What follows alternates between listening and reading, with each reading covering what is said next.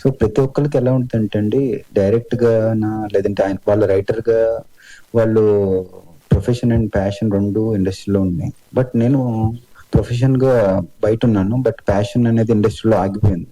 వీళ్ళందరినీ చూసినప్పుడు ఈవెన్ కిరణ్ అబ్బవరం గారు కూడా, నాకు కిరణ్ అబ్బవరం గారిని చూసినప్పుడు కూడా చాలా ఇన్స్పైరింగ్ అనిపిస్తుంది. లాట్ ఎంత నెగిటివిటీ వచ్చినా లేదంటే ఎన్ని ట్రోల్స్ వచ్చినా కూడా తను నమ్ముకున్న ఒక ఫెయిత్ ని వదలకుండా ఇవాళ మంచి బ్లాక్ బస్టర్ హిట్స్ ఇచ్చి చేస్తున్నారు.